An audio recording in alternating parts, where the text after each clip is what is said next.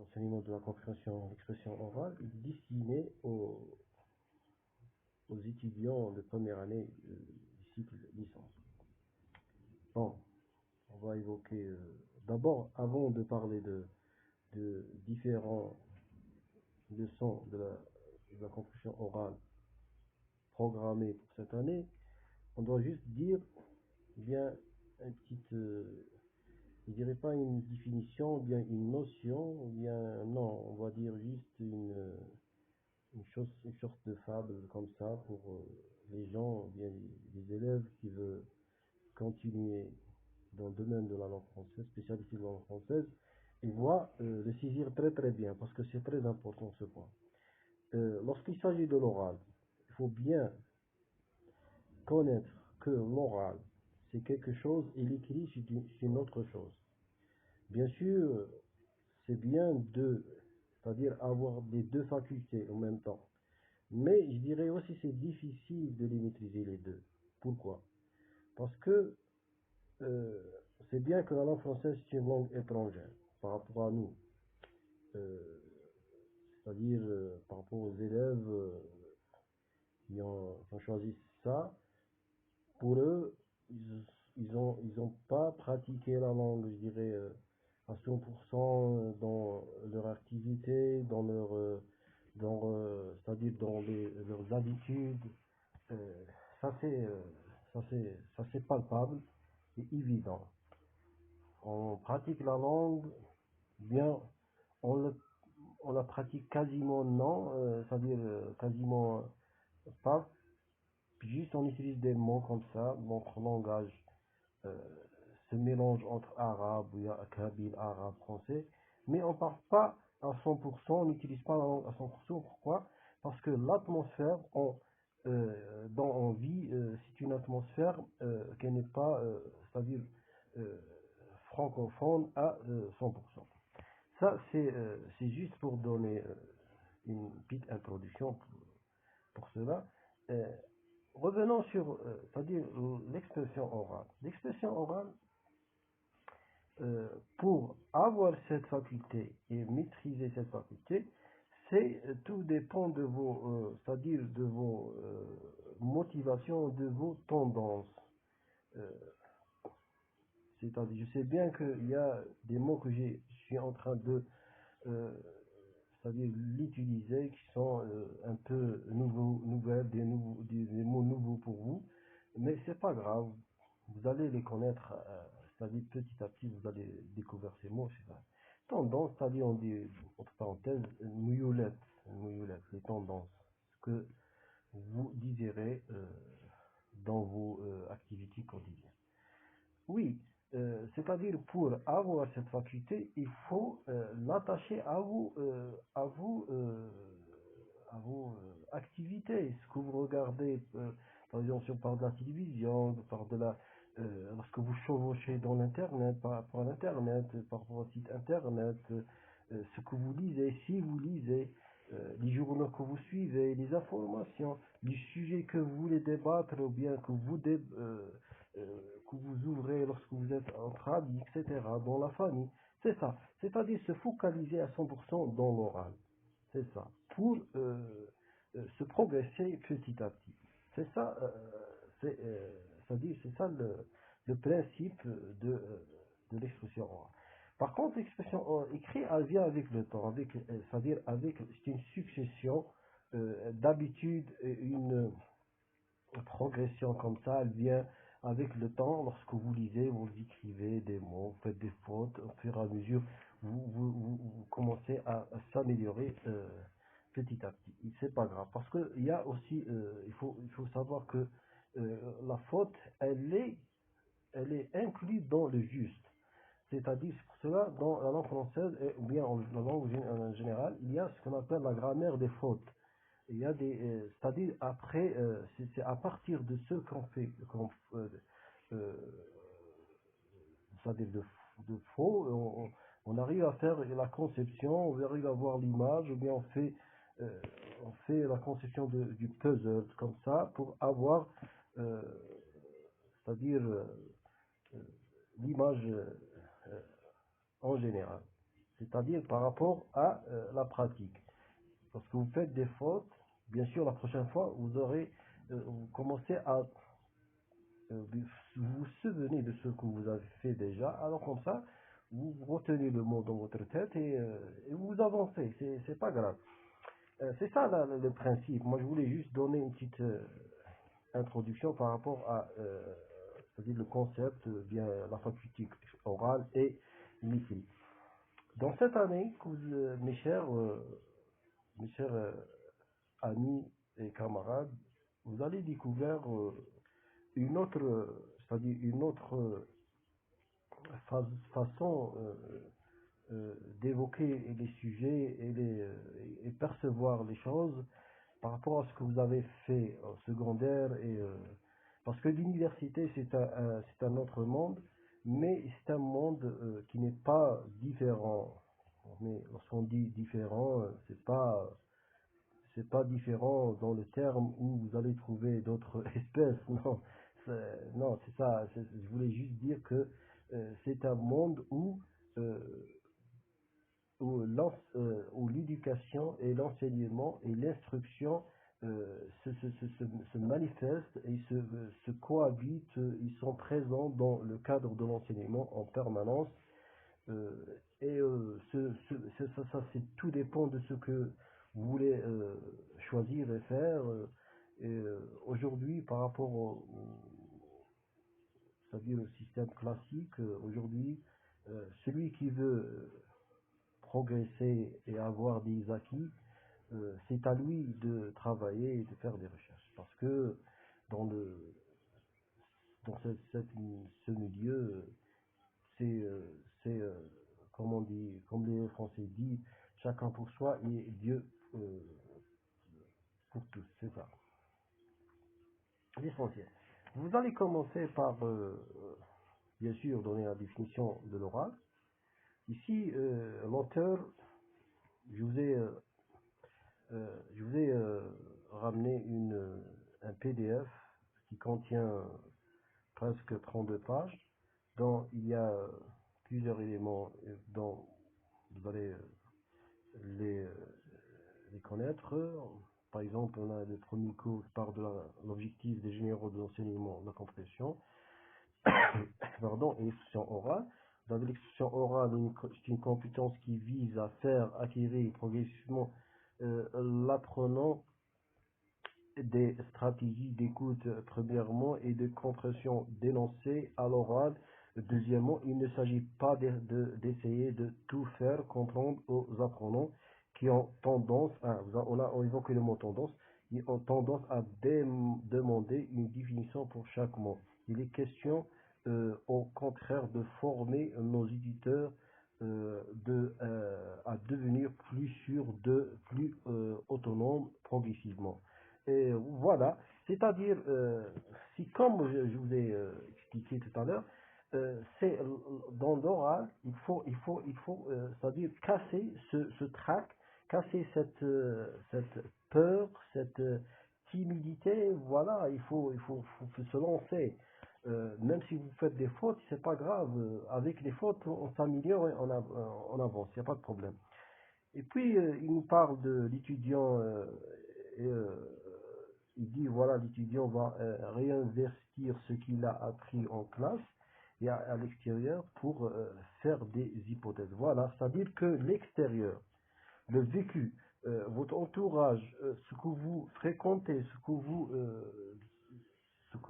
dans votre quotidien, il est attaché à votre oral et même il peut aider, et vous aider, et peut aider vos compétences et vos performances à avancer. Et voilà, il faut pas se compliquer les choses, c'est juste une faculté que vous devez la maîtriser avec le temps. Je vais juste donner une énumération de ce que nous avons comme cours. Dans le premier cours, il y a une définition, et il y a aussi une compréhension du sens de cette faculté. Puis il vient de nous évoquer ou bien de nous présenter ce qu'on appelle les objectifs spécifiques. Euh, voilà, sont des objectifs physiques, sont ordre lexico et socio-culturel, phonétique et discursif, et morphosyntaxique. Il ne faut pas se perturber, ce sont juste des concepts qui sont un peu, comment dirais-je, des concepts qui sont formés à trois, et ils sont tous relatifs ou bien dérivés de la linguistique. Par exemple, ici, le lexicologie, l'ordre lexico, c'est relatif à la lexique. Le lexique, il faut savoir que ici, c'est l'ensemble des mots que chacun possède. Le lexique est différent d'un individu à l'autre. Ça, c'est tout à fait simple. La socio-culturelle, hein, ici on a la socio-culture, c'est la société et la culture, voilà. Voilà, c'est tout, tous ces concepts, ils sont relationnés avec l'oral.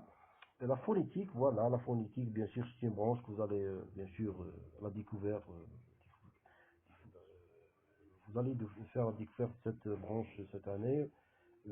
Elle est très importante, et si vous juste vous focalisez sur euh, la prononciation et comment le mot et le phonème et comment se prononce, vous allez découvrir plusieurs choses dans la phonétique. Vous avez l'appareil phonatoire, vous avez beaucoup de choses. Vous avez l'appareil auditif, l'appareil phonatoire, les différentes parties, le son lorsqu'il est, par exemple, comment il sort, lorsqu'il est nasal, lorsqu'il est oral. Voilà, vous allez aussi découvrir dans la phonétique ce qui est, c'est-à-dire la différence entre les consonnes et les phonèmes, les voyelles, les consonnes, c'est ça. Et pour information, la phonétique, vous allez juste l'étudier pendant 2 années. Ça dépend de votre première année licence, deuxième année. C'est-à-dire, si vous ratez ce module, vous allez vraiment faire un grand gâchis dans votre cursus d'enseignement, bien, oui, d'enseignement de langue française. Discursif, ça vient ça dit du discours, le discours, ça vient du discours. Discursif, ça vient du mot discours. Le discours, bien sûr, il y a ce qu'on appelle la pragmatique.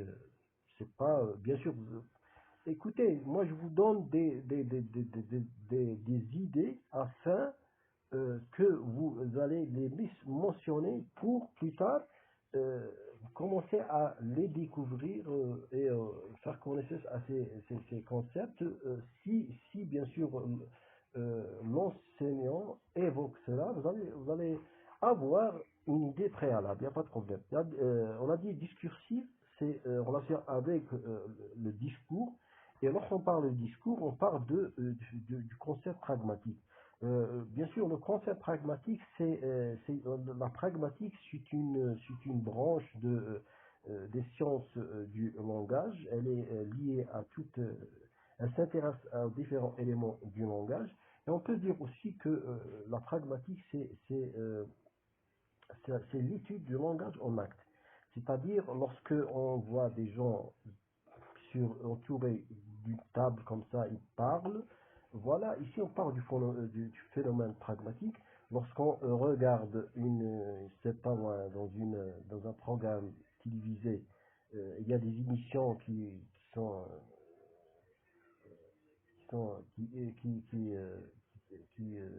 y a des chaînes qui présentent de ce genre des émissions, dont on voit des discussions politiques, des discussions journalistiques sur des domaines, euh, c'est-à-dire variés, et c'est ça, on trouve ce phénomène dans le discours en général. Bon, il faut pas se compliquer les choses, l'essentiel. On va passer aussi à ce qu'on appelle la morphosyntaxique. La morphosyntaxique, ici on a la syntaxe et on a ce qu'on appelle la morphosyntaxique. La syntaxe est tout ce qui est en relation avec la syntaxe, bien sûr, c'est une branche de la linguistique, et la syntaxe, lorsqu'on parle de la syntaxe, c'est une branche linguistique, elle comprend ce qu'on appelle les règles et les combinaisons, entre parenthèses, les unités distinctives, les unités significatives, lorsqu'on parle de monème et phonème, sont des choses que vous allez découvrir après. Puis l'auteur il parle il cite découvrir du lexique en situation, et puis il dit découvrir différents registres de langue, des situations, découvrir des faits de civilisation, découvrir des accents différents, reconnaître des sons, repérer des mots clés, comprendre comprendre globalement, comprendre en détail, c'est ça.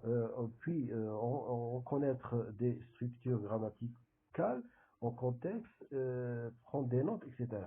Et ici, c'est juste, le moteur parle d'une façon, bien sûr, on voit des numéros, il faut une énumération de ces concepts.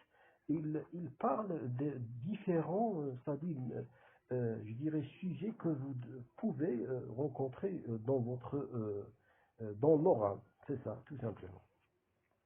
Il ne faut pas se, pas se compliquer. Il faut juste prendre les choses à la légère et tout passe, il n'y a pas de problème. Bon, ici, il y a la première leçon. Quelques définitions. Bon, on a la définition du langage. Le langage. Le langage est un système de signes socialisés, voilà, etc. Puis, il y a aussi la définition de la langue. Donc, ce sont des cas particuliers d'un phénomène général, etc., etc.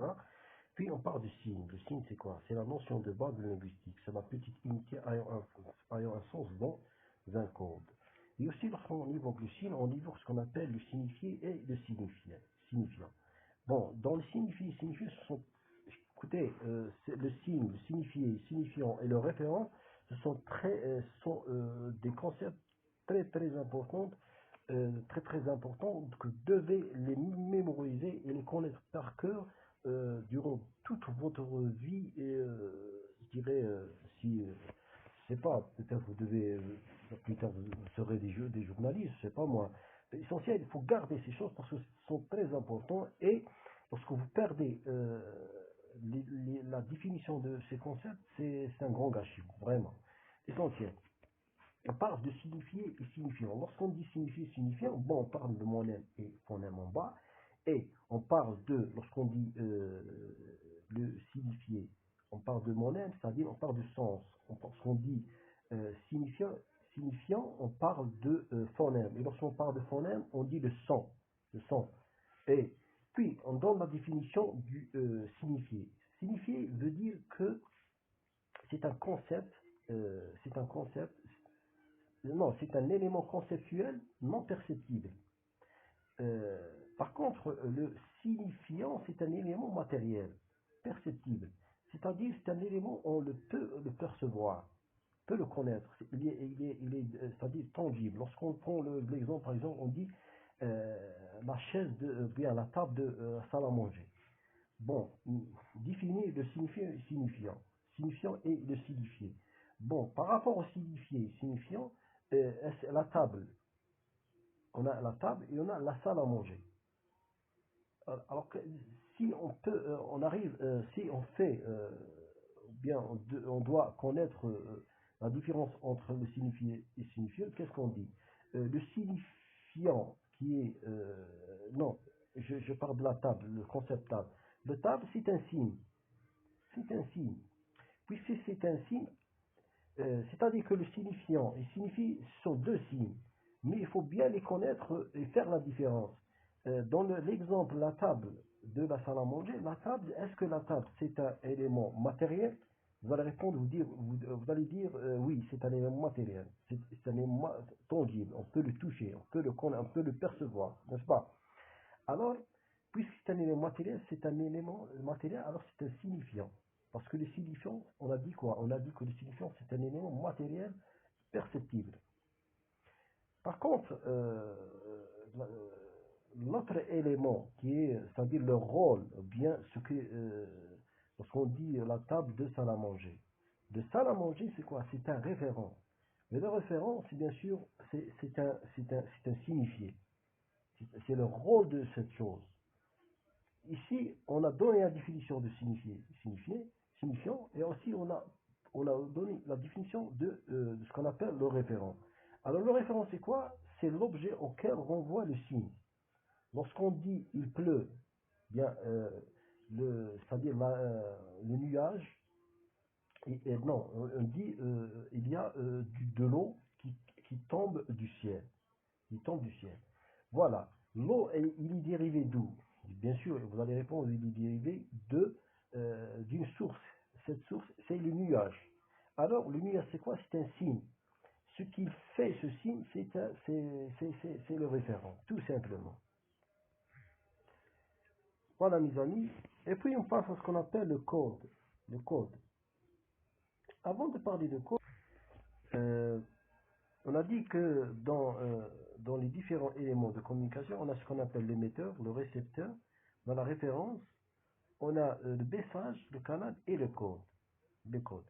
Vous allez découvrir ces concepts durant votre, c'est-à-dire lorsque vous allez, euh, durant votre cursus de première année.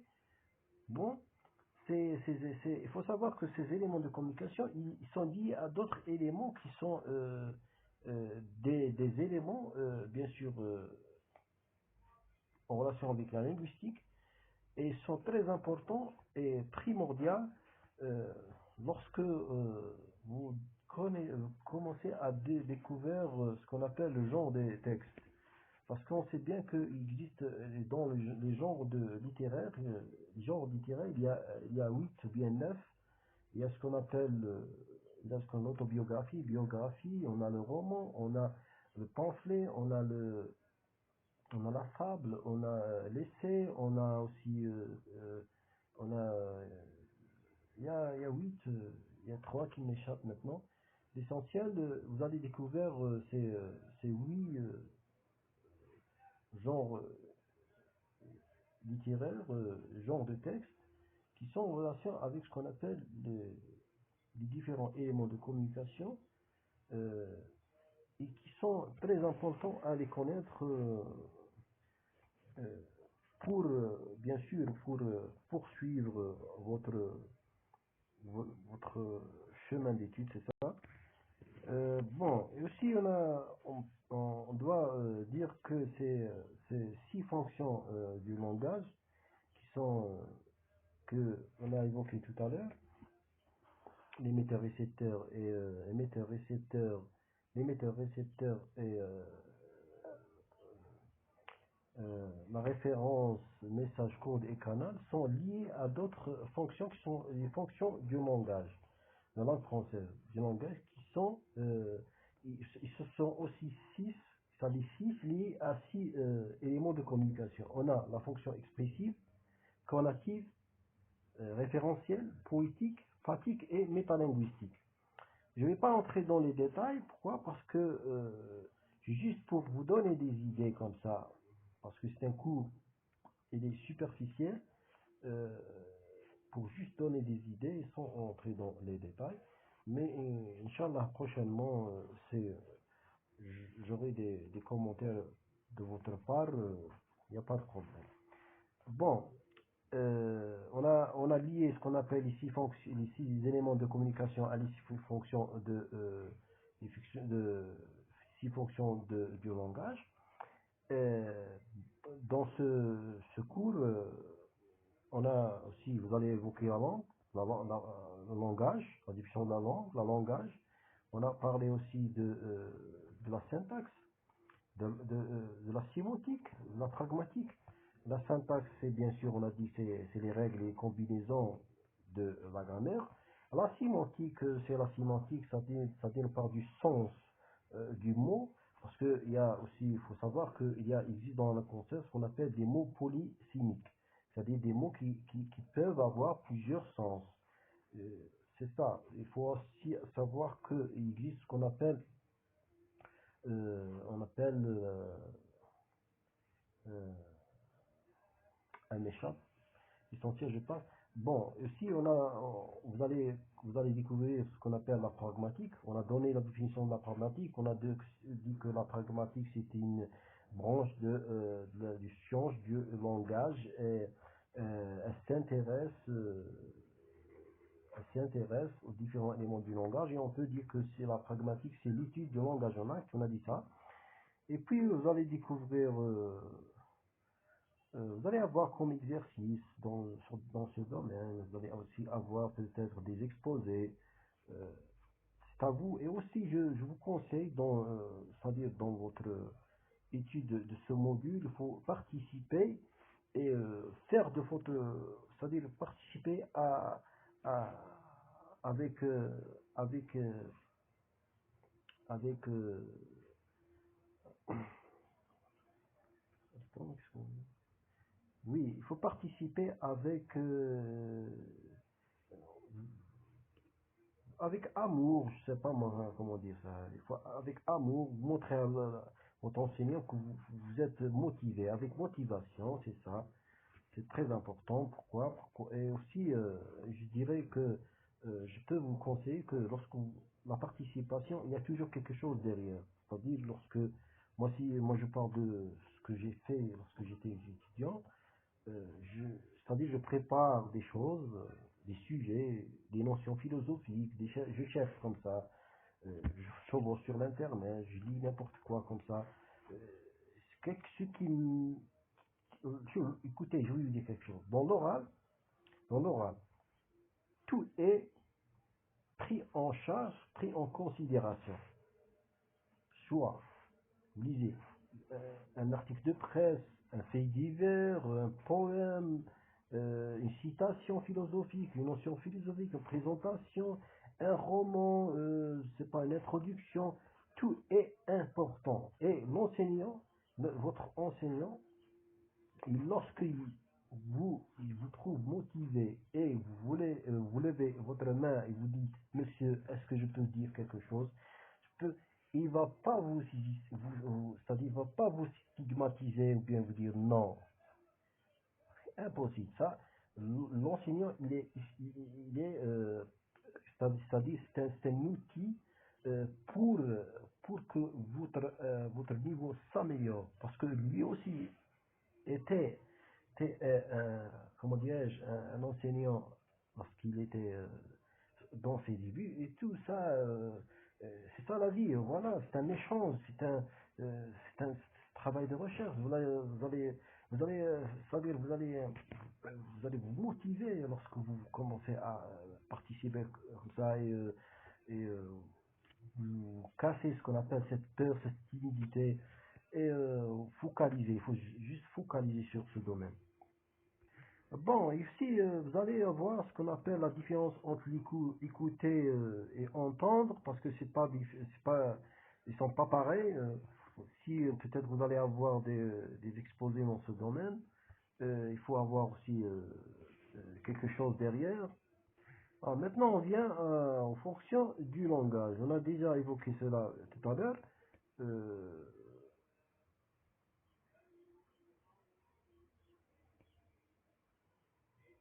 Euh, pardon, je dis. On a évoqué ça avant, voilà, ces six fonctions. On a dit que les six fonctions sont liées aux différentes fonctions des mots de communication. Vous avez la fonction expressive avec la division. Et vous dites, c'est ça, on ne va pas entrer. La fonction expressive, elle est liée à celui qui parle, au destinateur. Et la fonction conative, elle est liée à ce qu'on appelle l'émetteur. La fonction référentielle, elle est bien sûr liée, vous avez des exemples ici, quand vous regardez, fonction conative, vous avez des exemples. La fonction référentielle, c'est c'est-à-dire ce qui vous entoure, ce qui vous entoure comme lieu, comme s'il y a, c'est-à-dire que si la chaîne de parler, bien, euh, c'est-à-dire si l'exercice parle, bien évoque et cite un lieu, vous allez trouver que la référence est tout qui entoure les deux, l'émetteur et récepteur. Vous avez ici exemple, fonction fatigue. La fonction fatigue, c'est une fonction, voilà, fonction fatigue est centrée sur le contact. La fonction fatigue, vous pouvez la connaître à travers ce qu'on appelle, il y a des mots clés. Par exemple, quelqu'un qui il va appeler par téléphone, il va dire allô, le fameux allô. C'est une locution, ou bien une euh, c'est pas allô, c'est une interjection, je crois. Là, le fameux allô, ou bien bonjour, ou bien comment ça va, salut. C'est-à-dire des petites locutions, ou bien des petits mots qui vont ouvrir un contact, ou bien une discussion entre deux. C'est ça, c'est ça. Si vous avez une phrase dont elle est, c'est-à-dire où vous trouvez le mot à l'intérieur, ou bien dans cette phrase, à l'intérieur de cette phrase, allô, ou bien comment ça va, ou bien la phrase, c'est-à-dire composée de cette locution. Vous allez directement, c'est-à-dire deviner que il s'agit d'une fonction fatigue. Ici, par exemple, par d'une fonction fatigue, on prend l'exemple de le professeur bonjour, mademoiselle. Voilà, ici dans cette phrase, le professeur bonjour, virgule, bonjour, virgule, mademoiselle, ça c'est la fonction fatigue. Et vous trouvez beaucoup d'exemples. Même vous pouvez même vous faire la conception de ces phrases. La métalinguistique, la fonction métalinguistique, on a cité, c'est la dernière fonction. Lorsqu'on a par exemple une description, bien une définition, une explication de quelque chose, c'est une fonction, elle est liée bien sûr bien, elle est présente dans les dictionnaires, dans les encyclopédies, dans les dictionnaires, dans les manuels de grammaire, les manuels de la syntaxe, etc. La fonction poétique, c'est une fonction, euh, elle est liée à ce qu'on appelle la beauté, bien le style utilisé lorsqu'on lit un poème, ou bien il lit un texte écrit en prose, on va trouver une tournure comme ça, ou bien une beauté utilisée par des mots qui sont, ou bien des mots, ou bien des expressions comme ça.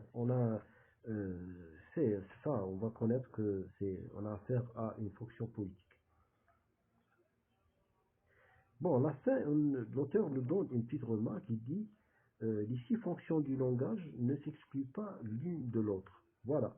C'est la même description, bien la même explication que j'ai donnée auparavant. C'est-à-dire qu'ils sont liés, les mêmes éléments de communication, bien, des éléments de communication, ils sont liés aux différentes fonctions du langage. Voilà, il dit, ils n'excluent pas l'une de l'autre, pas plus qu'elles ne sont forcément réunies dans un message donné. Il est par ailleurs assez rare de nous trouver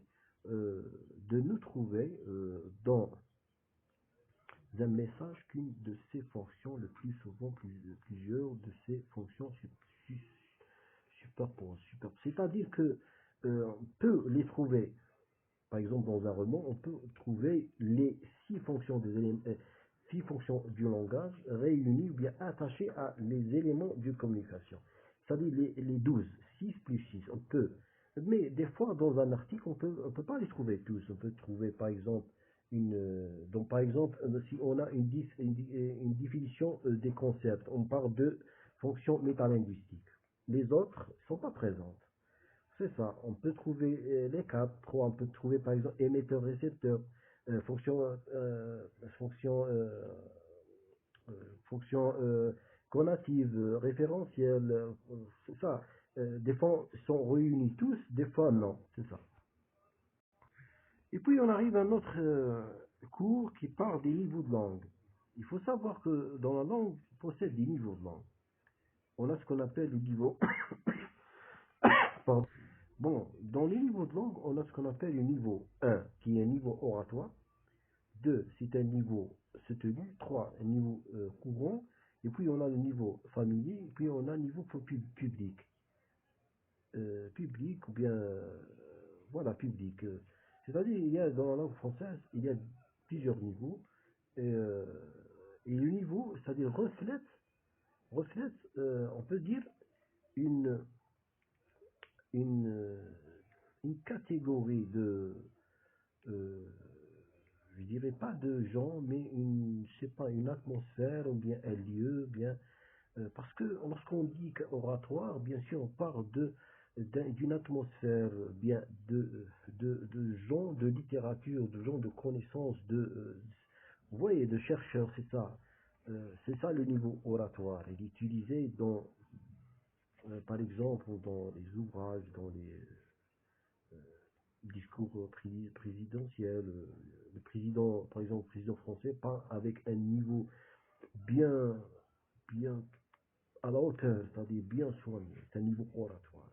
Le Sotuli, c'est un niveau un peu, c'est-à-dire, il n'est pas à l'équivalence, équivalent à celui de l'oratoire, mais il est un peu, je dirais, pas loin, il est dans le domaine je dirais, juridique, universitaire, euh, c'est ça, il est à certains euh, métiers, certaines professions, c'est ça.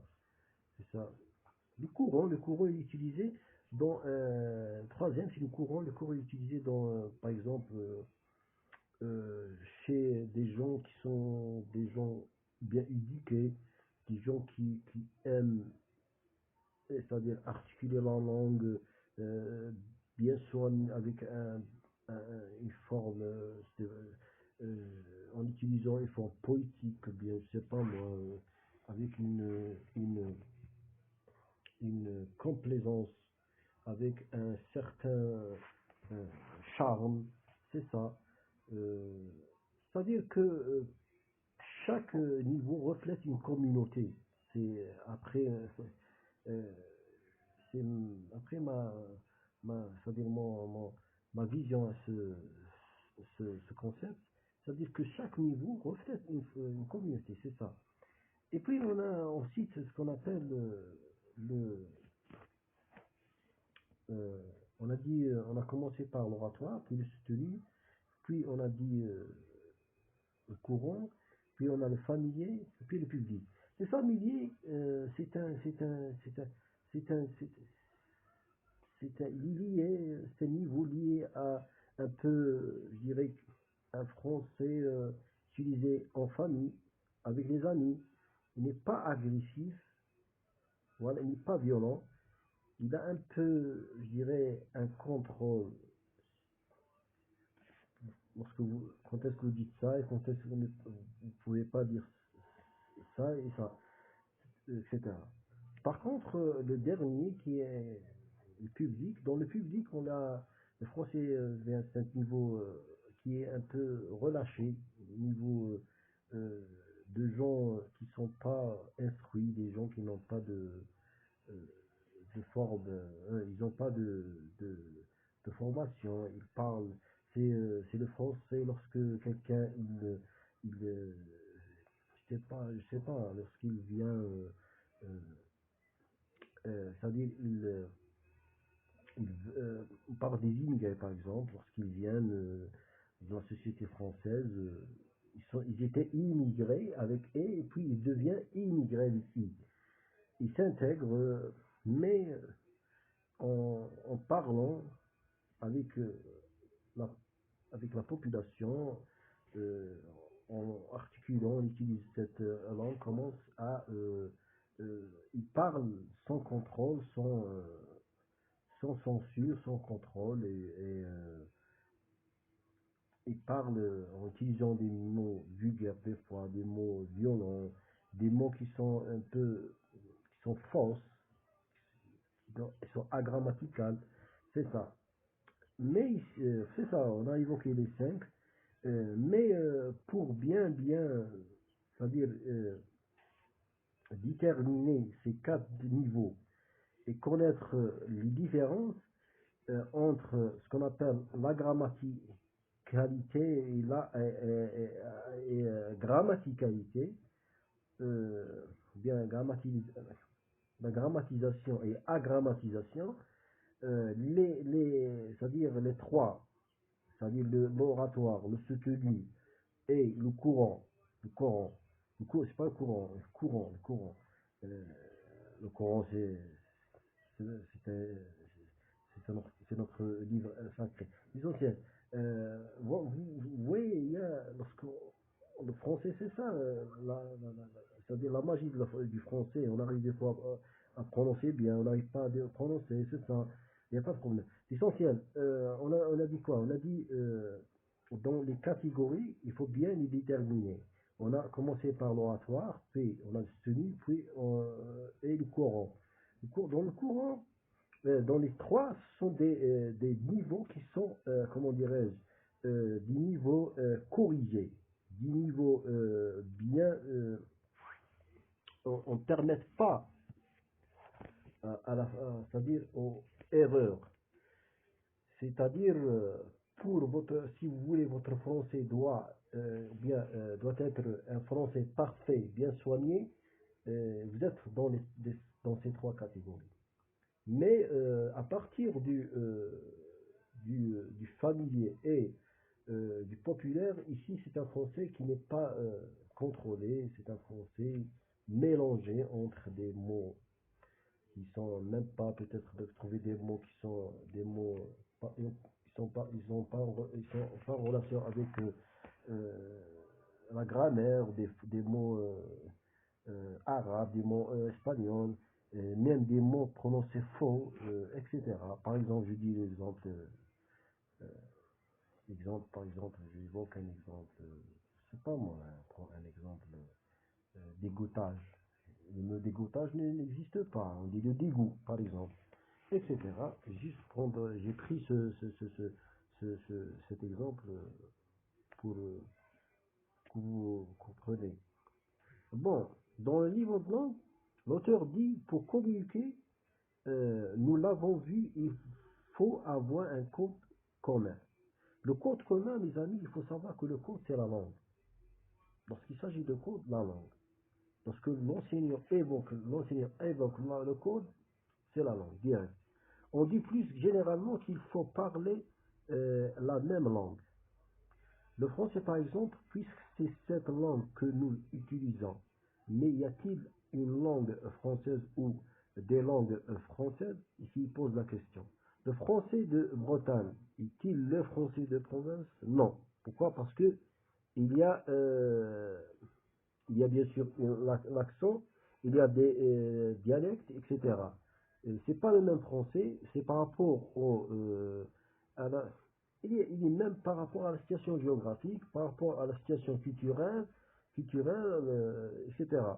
Ne sont-ils pas l'un l'autre contaminés par les patois ou influencés par le climat? Ah voilà, on parlait de il évoque, c'est-à-dire le lieu géographique, le climat, l'habitat, etc.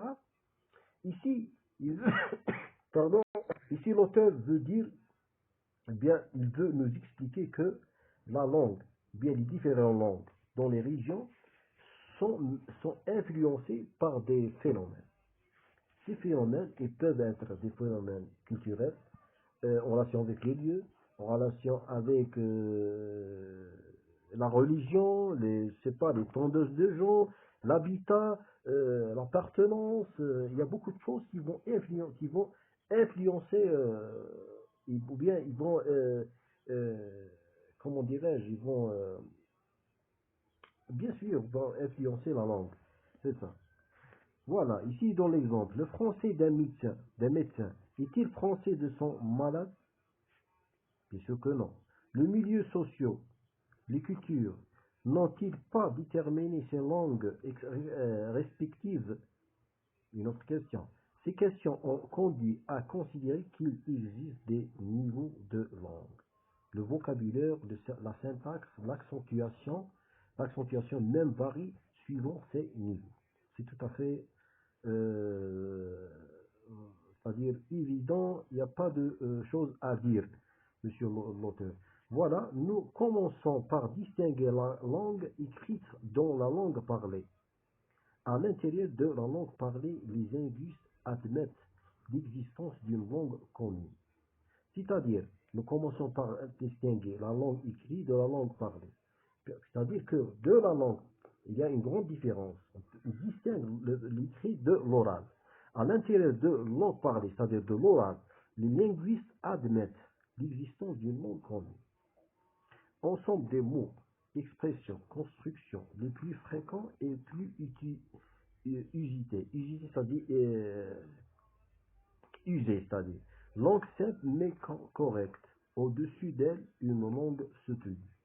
Au-dessus, au-dessous, une langue familière.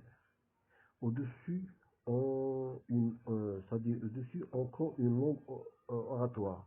Tout fait au-dessus d'une langue relâchée au populaire. Qu'est-ce qu'il veut dire par par ce passage?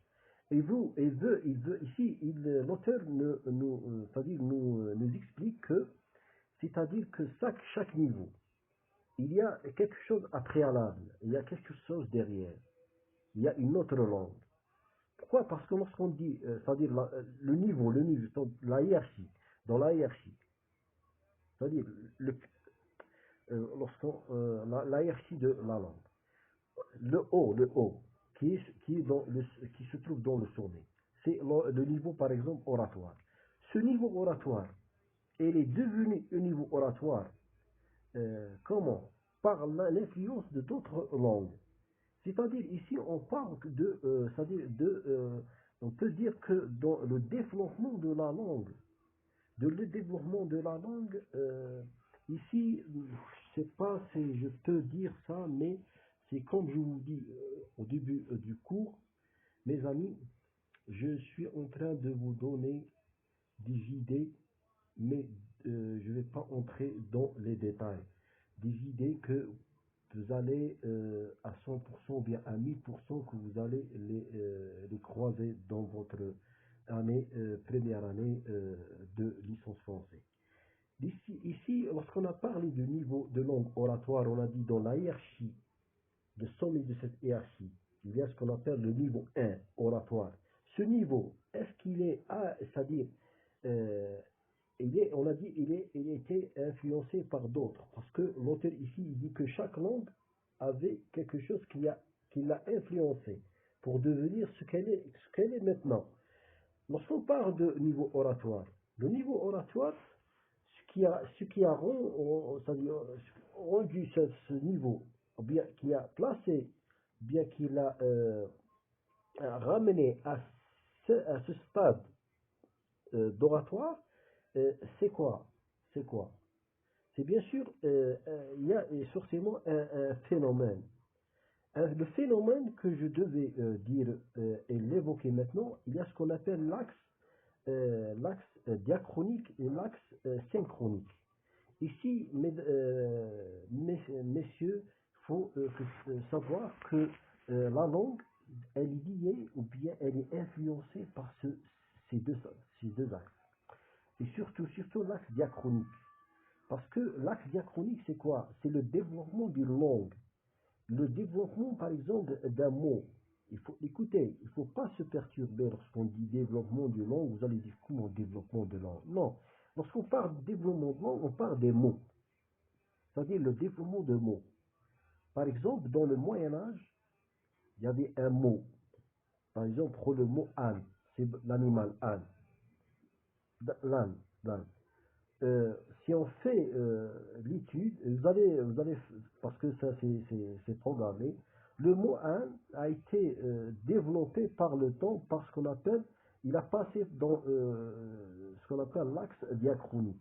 Parce que à l'époque, il se prononce âne, puis il a pris un autre mot dans une autre époque historique, il est devenu asnus, et je pense qu'il est devenu aussi asthme et, et en arrivant c'est-à-dire à l'époque moderne ou bien contemporaine et puis moderne parce qu'ils sont pas loin l'un à l'autre, on a eu ce qu'on appelle le mot âne. Vous voyez? C'est-à-dire, il y a le mot, et vous pouvez aussi trouver, si vous faites des recherches, vous allez trouver beaucoup de mots ils ont pris une autre forme durant, c'est-à-dire les différentes époques. Si le mot, si on commence, c'est-à-dire on va pas commencer par la préhistoire, ou bien non. On commence par si le mot est connu dans l'Antiquité, ou bien l'Antiquité, je pense non. On va commencer juste par le Moyen Âge et puis on traverse Moyen Âge, la période moderne, ou bien et puis la période contemporaine. C'est-à-dire les mots se développent, se changent, c'est ça. Ici, point virgule, on continue notre explication par rapport à l'axe diachronique synchronique. On a dit dans l'axe diachronique, c'est le développement de la langue. Mais il existe un autre axe qui est très pertinent, c'est l'axe synchronique. L'axe synchronique, bien, c'est l'étude de la langue dans une période contemporaine. Et on peut dire que dans cet axe, on peut dire que le temps est figé par rapport à la langue, par rapport au mot. Il est figé parce que le temps il n'est jamais figé. Le temps il est, c'est-à-dire c'est une, le temps on ne peut pas le contrôler, c'est-à-dire il passe avec nous ou bien sans nous, c'est ça. Mais dans l'étude de cet axe, c'est ça la définition. C'est une étude c'est-à-dire le développement d'une langue, c'est pas le développement, c'est l'étude d'une langue dans un temps, dans une période précise, bien contemporaine, c'est ça. C'est ça la différence entre les deux axes diachroniques et synchroniques. Parce que les deux sont liés à la linguistique, sont liés à l'oral, sont liés à l'écrit, liés à tout. Ce sont des concepts primordiaux, pertinents, importants que vous devez les connaître et mémoriser. Et c'est pas moi, vous les gardez dans votre mémoire et impossible. Je dis impossible de les oublier, c'est ça. Bon, on a aussi, on a passé du niveau de langue, on a parlé, on a ajouté des informations. Ici, on parle de lexique, le lexique. Bon, dans le lexique, on a donné tout à l'heure qu'est-ce que je dis, on a dit, j'ai parlé avant de ce, ce concept. Le lexique, c'est l'ensemble de mots que chacun possède. Il est varié d'un individu à l'autre. Et ici, si vous permettez de lire juste cela, c'est dire que le lexique est l'ensemble de mots d'une langue donnée, mais le terme s'emploie aussi pour désigner l'ensemble des mots de la langue particulière, un groupe social ou un individu. Disons que le lexique de la langue française constitue un ensemble dans lequel le lexique portugais sont inclus. C'est ça, par rapport à les individus. Le lexique d'une langue est théoriquement illimité. On estime à 150 000 le nombre de mots contenus dans le Grand Larousse, bien, Larousse Encyclopédie. 150 000. Hein. Pratiquement, l'individu ne connaît qu'une petite de vaste ensemble. Ah, ça c'est très important. Et il n'utilise, lorsqu'il parle ou écrit, qu'une fraction de qu'il connaît. Ce qu'il connaît, bien. Parce que ça se finit, ils ont rajouté 4 ici. Mes amis, je pense que vous comprenez. Ici, ça c'est une grande preuve que mes amis, celui qui fait la grosse tête, qui a l'orgueil, il prétend qu'il comprend, il a le savoir, il parle bien le français, il ne fait pas de faute. Ça, c'est impossible. Les experts disent que c'est impossible que cette personne peut acquérir ou bien avoir tous les mots d'un dictionnaire de l'encyclopédie Larousse, parce qu'il contient 150 000.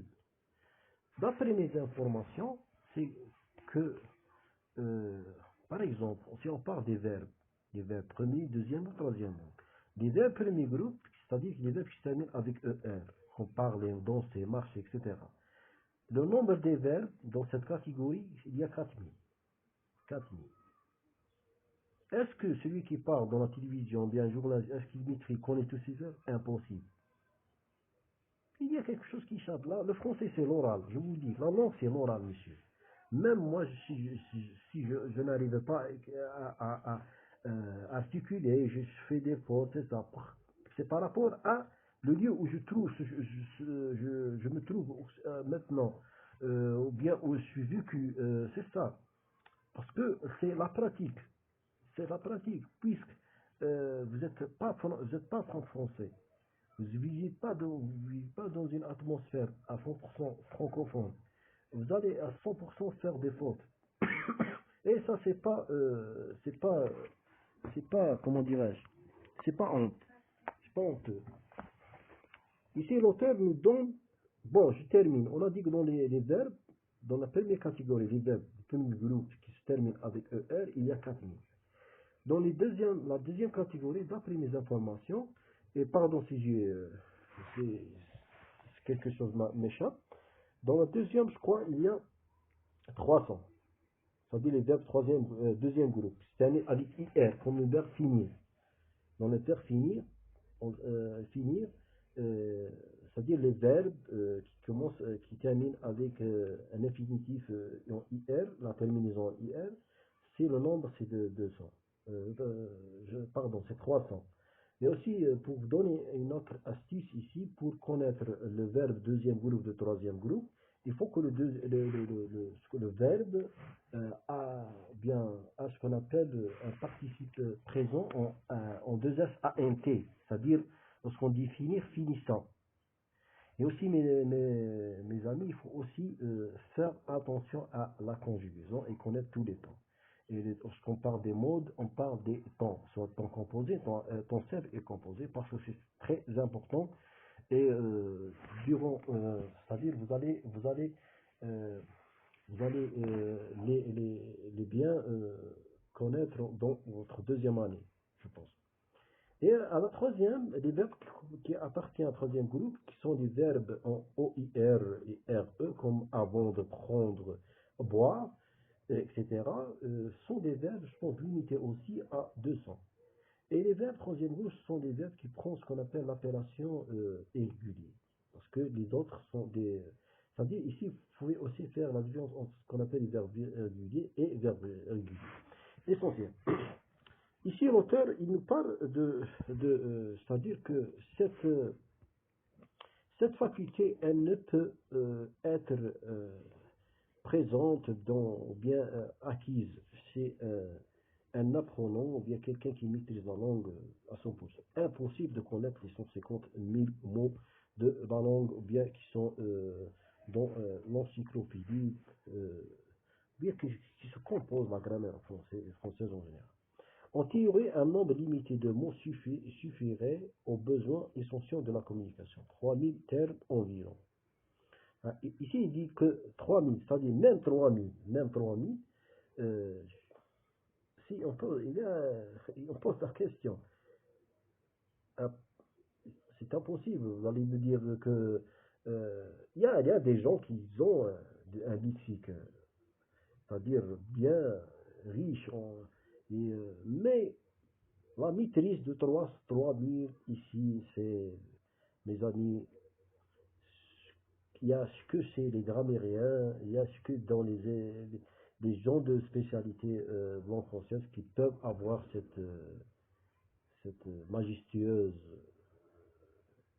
faculté. Bon, en effet, ces besoins varient suivant la situation de l'émetteur. Âge, milieu, voilà. Aussi l'âge est très important. Et il pose il pose des problèmes et aussi par rapport à l'âge, par rapport aussi à comment il saisit l'information et sa progression et sa succession de là, c'est ça, tout entre dans ce qu'on appelle la compréhension et la langue française et aussi Bon, ici, il parle, il dit, d'accord, on se lexique d'un individu dépasse qui, des beaucoup de son mots, on estime lequel devait être contenu. Bon, l'individu sélectionné dans le lexique de la langue, les mots qui lui seront le plus utiles, ainsi certains mots sont ils plus fréquemment employés que d'autres. La fréquence d'utilisation d'un mot est fonction de critères précis, répertoriés par la statistique linguistique. Les mots les plus courts sont plus fréquents. C'est ça, c'est une réalité. Pourquoi? Parce que les gens tous utilisent des mots qui sont des mots fréquents. Ce sont des mots usés, utilisés fréquemment, utilisés quotidiennement dans leur activité, c'est ça. Et si vous voulez progresser dans l'oral, il faut, c'est-à-dire connaître ces mots et utiliser au quotidien. Les mots longs sont raccourcis sont raccourcis. Par exemple, automobile devient auto, c'est vrai. Auto remplacé par voiture. Les mots les plus anciens sont plus fréquents. Information de 12474 est plus fréquent qu'information non répertoriée en 1967. C'est vrai. Et ici, l'auteur essaie de nous dire que aussi il existe ce qu'on appelle des mots anciens, des mots archaïques et des mots en relation à ce qu'on appelle le néologisme. C'est ça, c'est-à-dire des mots nouveaux. Par exemple, Internet, informatique, ce sont des mots nouveaux. Voilà, le mot contact. Par exemple, je vous dis, par exemple, le mot contact. Vous allez me dire, voilà, le mot contact existe. Ah ben, moi, je vous dis non. Par exemple, et ici, je vous donne une information que le mot contact, dans l'Antiquité, il n'existait pas. Elle me passe, pardon, j'ai fait le. Écoutez, le mot contact existait depuis, c'est-à-dire, je dirais, le Moyen Âge. Il existait le mot contact, mais dans nos jours, bien à partir de la période, je crois, moderne, puis en arrivant à la période contemporaine d'aujourd'hui, le mot contact, il a pris une autre, une autre représentation, je dirais. Par exemple, vous dit dans le domaine de la traduction et l'interprétation. Ah, dans le Moyen Âge, moi je vous pose la question, est-ce que le mot contact, la traduction existait à l'époque du Moyen Âge? Ça c'est évident, c'est palpable. Il n'existait pas. Pourquoi? C'est un mot nouveau. Il entre dans ce qu'on appelle le néologisme. Le néologisme, il est en relation avec tout ce qui est nouveau. C'est ça. Pourquoi? Parce que je vous donne juste une petite fable, ou bien petite, oui, une petite fable. Par exemple, lorsque l'Amérique a été découverte je crois, 14 092, quelque chose comme ça, Christophe Colomb, lorsqu'il a, il a, lorsqu'il est, lorsqu'il a débarqué dans la Nouvelle Terre, comme elle fut appelée à son temps, la Nouvelle Terre, les États-Unis d'aujourd'hui, le premier contact entre lui, il n'était pas seul, il était avec un équipage, et le premier contact avec les Indiens, on me pose la question, est-ce que il avait recours à ce qu'on appelle l'interprétation de la traduction? Bien sûr, non. Mais il y avait un contact. Et ce contact, il a été créé, comment dirais-je, parce que ici, il y a un contact entre des humains. C'est forcément le quoi on passe. Donc on passe à travers quoi? À travers la gestuelle, à travers, c'est pas moi, je me rappelle bien que j'ai donné un exemple, cet exemple, que j'ai fait dans un essai que j'ai rédigé, je parle de ça, je dirais que le contact entre Christophe Colomb et les Indiens a été un contact euh, paisible et le Coran passe par quoi? Par le premier geste de la part de Victor, par Christophe Colomb en présentant des, c'est pas moi, des cadeaux, alors c'est-à-dire par signe de courtoisie, alors les autres, les Indiens, ils ont interprété cela par le même geste, en présentant des fleurs, de la nourriture, comme signe de complaisance. Vous voyez, ici, on est, je sors c'est-à-dire du contexte, mais c'est très important et pour juste vous donner une idée de ce que vous allez découvrir, vous allez connaître comme concept, ici on reste, on tourne sur ce domaine de la langue. Mes amis, cette vidéo, elle est arrivée à 1h06 maintenant. J'espère que cette vidéo serait bénéfique et utile et bénéfique et vraiment, comment dirais-je, bénéfique et a de l'impact parmi vous et une répercussion entre vous et pardonnez-moi et je vous une deuxième fois si j'ai fait parce que je suis comme vous, je suis un chercheur, j'aimerais bien améliorer mon niveau et arriver à un niveau plus avancé. Voilà, euh, c'est ça. J'ai pas terminé, on va tout juste évoquer un autre sujet. Bon, on termine.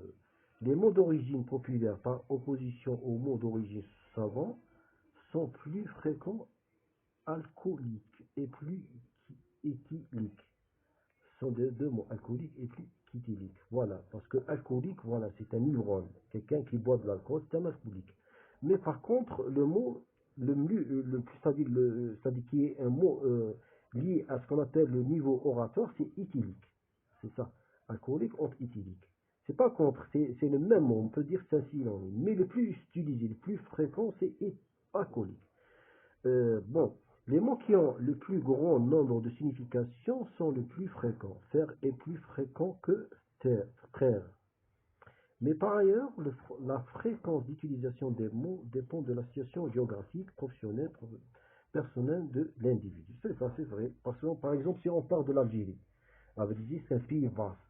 C'est un pays riche en culture, euh, riche de lieux, de traditions, de mœurs, de population. On a une diversité, une variation c'est-à-dire de population, euh, de, de dialectes, de régions, etc.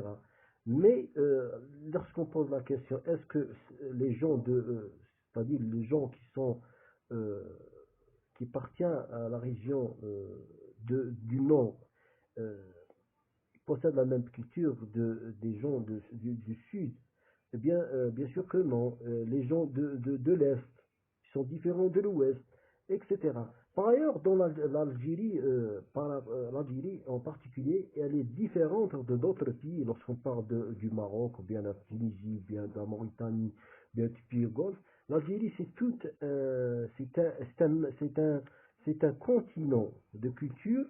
Et il faut bien ajouter cette information que notre pays, euh, c'est un pays vierge de il est un pays vierge lorsqu'on parle de culture, lorsqu'on parle d'archéologie, lorsqu'on parle euh, de mœurs, de traditions, beaucoup de choses qui sont, c'est-à-dire, ils sont implicites, ils sont cachés sous le sable. Pourquoi? Parce que les gens qui sont intéressés, bien les gens, nous avons besoin de ce qu'on appelle une, une, une nouvelle réflexion euh, qui va aider notre population instruite de parler de ça et ne pas, c'est-à-dire négliger ce concept. Maintenant, on parle, je dirais pas d'une façon complète, mais à 90% des catégories de mots, bien des classes de mots.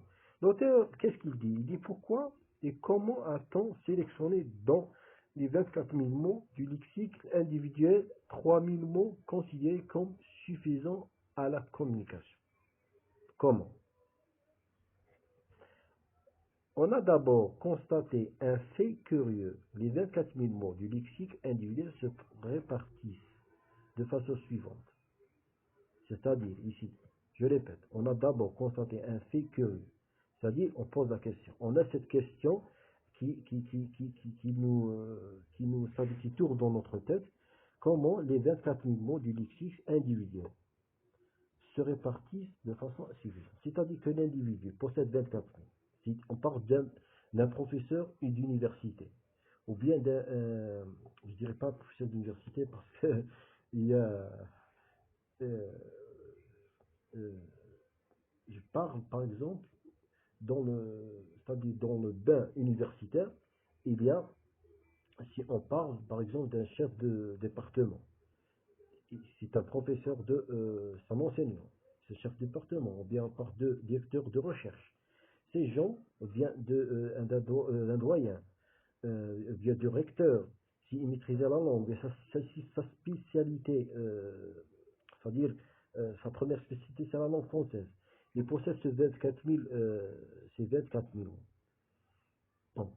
L'auteur, il nous pose une question.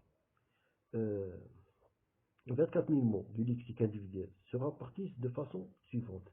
Ou bien se répartissent comment? Ici, il nous donne la réponse. Il dit que se répartissent de la manière suivante.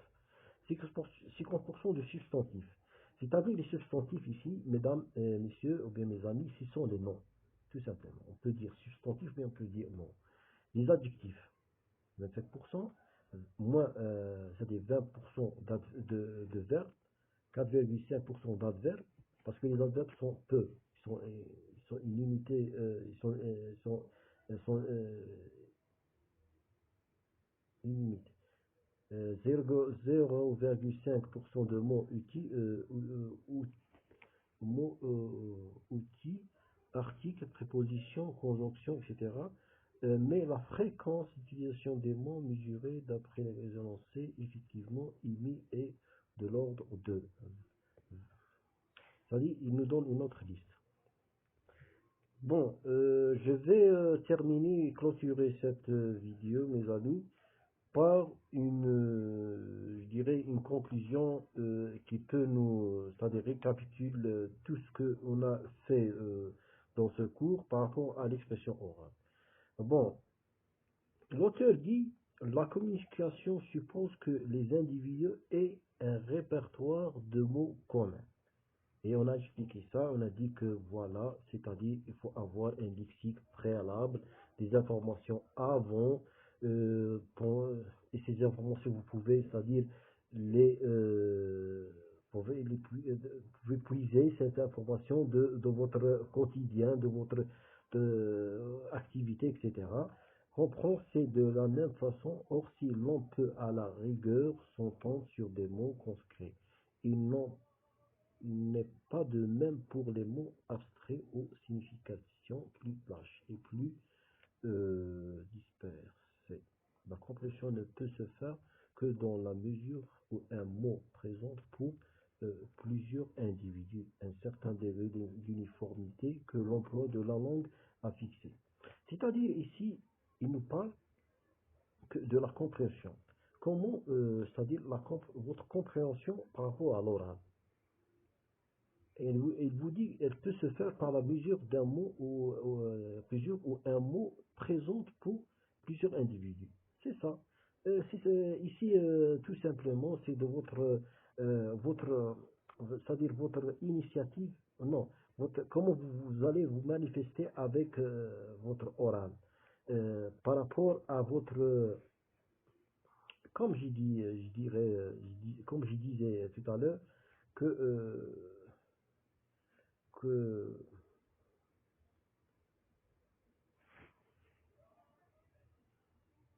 non, non, comme je disais avant que le mot votre oral, il est lié à votre activité, pardon, et à ce que vous faites dans votre quotidien. Et la compréhension, elle ne peut se faire que si vous avez un contact avec d'autres choses, c'est-à-dire que votre activité doit être effervescente. Vous n'allez pas être fixé, figé comme ça, et vous voulez développer votre aura. Ça, c'est impossible. C'est-à-dire vous devez bouger. Bon, ici, je vous ai ramené ce tableau. On a substantif, verbe, élocution, verbal, mot, liaison et adverbe. On a trois registres. L'auteur, il nous a juste présenté trois registres, soutenu, le registre courant et le registre familier. Par exemple, euh, par exemple, substantif. On commence par pourquoi on commence par le courant? Le courant, parce que c'est un registre qui est utilisé quotidien et presque, je dirais, on le pratique tous et on a une certaine information par rapport à ce registre. L'eau, eau. Bon, eau. C'est quoi eau? C'est un substantif, c'est un nom. Alors, comment il est présenté dans le registre connu? Onde. Comment il est présenté dans le familier? Flotte. Vous voyez? C'est le même mot, mais il prend d'autres représentations. Flotte, onde. On a enfant. Enfant, ça c'est évident et c'est palpable. Enfant, dans le soutenu, on dit progéniture. Dans le familier, on dit gosse. Oui, maison. Soutenu, on dit demeure. Et famille, on dit baraque. Gifle. On dit gifler quelqu'un. Une gifle. On dit dans le style souffler. Dans le familier, on dit baffe. Le tapage. C'est-à-dire, le tapage, c'est ce que fait les mauvais élèves. Tapage, on dit dans le style tumulte. Et dans le registre familier, on dit foin. Et le foin, si je vous donne, écoutez, on a dit avant, on a parlé de ce qu'on appelle la police. On a parlé de la sémantique.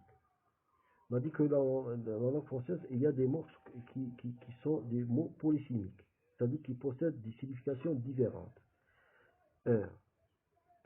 À votre avis, foin, on se reprend le mot foin. Que veut dire foin?